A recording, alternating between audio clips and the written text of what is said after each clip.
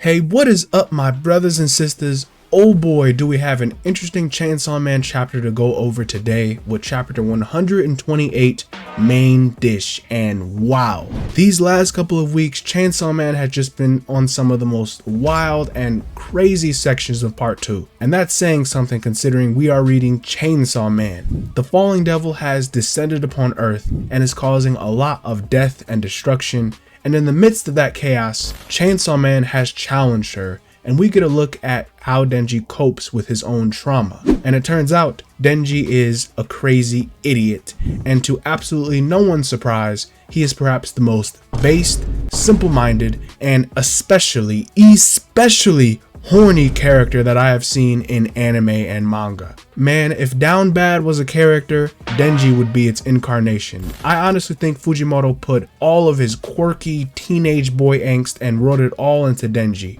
But that is interesting because he also wrote a love interest for Denji, being Asa Mitaka. Now their differences are night and day. These two couldn't be any more different if they tried, but time and time again, Fujimoto has been showing us throughout part 2 that it's like they are perfect for one another. Even when their ship makes zero sense, even when literally everything about their relationships and connections are just trying to pull them apart. I mean, come on, Yoro and Asa spent most of part 2 trying to kill Denji, and to that effect, Asa ended up having a crush on him, and Denji just is glad a girl like her even notices him. Like, you can't even make this up. And now both of them are falling together and dealing with both of their traumas together. Asa has lost her own will to live, and it all just goes bad for her. So she thinks she might as well just die. But Denji shares that he often felt the same way and tries to console and encourage her by saying that he has something to live for. And he does all of this as Chainsaw Man. Throughout these 31 chapters, conveniently, Asa and Yoro are left running through the dark in the story about Denji's identity, when their goal really has been right in front of them all this time, and that is really ironic. Fujimoto is a master of dramatic irony, and that is seriously evident in part 2, and that just builds so much more tension surrounding their relationship of Asa and Denji, because trust me, this shit can go south real quick. But the last chapters have just been hilarious because with Denji's goal, that dog only got one thing on his mind, and it's downright nasty. It's sex. Denji's ultimate goal in life is to get laid, and bro, he just turned into the real life meme. We've truly reached the peak of Chainsaw Man. But I love how dead ass serious Denji is about this too, like telling her all this was motivational to him, when in fact Asa found it disgusting and she probably felt even worse hearing it from him of all people. But nah, Denji preaches it like it's gospel. He says it's super beautiful and humanity only grew because of how good it is. And they are here because of the power of sex. Like what is this, man? What editor let Fujimoto put this in, bro? Who let him cook?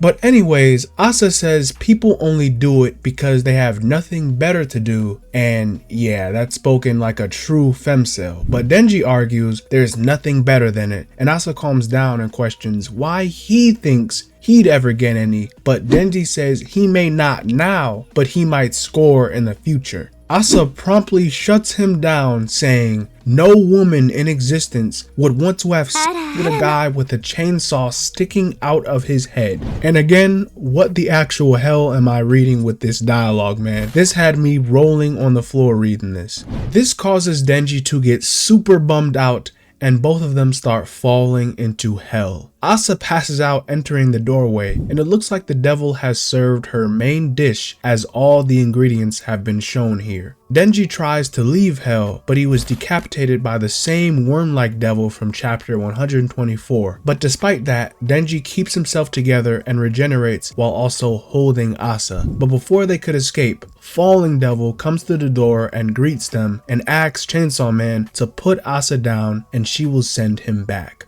Surprisingly, Denji starts to consider her proposal and asks her, "Can I at least bring her ass back with me?" Ah, nah, brother. Put Denji on the watch list for real, cause mans is down abysmal. Just remember, somebody at Shueisha greenlit that, man. I know Denji did not just imply that. But we got quite a nice surprise in the next panel, and it was great. It was fantastic, monumentous even, such a glorious reveal. And oh yeah, the other Chainsaw Man was there too.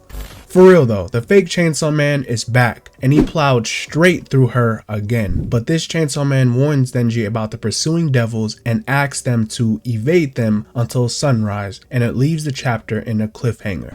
Wow, what a jam-packed chapter. We got Denji and Asa stuff, we got to go to hell this chapter, and now we see the fake Chainsaw Man is in action. This is pretty big, as there is a ton of speculation about who they were and even who helped Denji a couple of chapters ago. But I think the person who helped him was either Yoshida or the class president, or it could be someone new. However, it's hard to say if the one who gave Denji that blood is the new Chainsaw Man, because if that is the case, then it might be someone new. I do see some theories that this could maybe be the copy devil or some sort of mimicking devil from what we see. Who knows? Maybe it's the Chainsaw Man devil.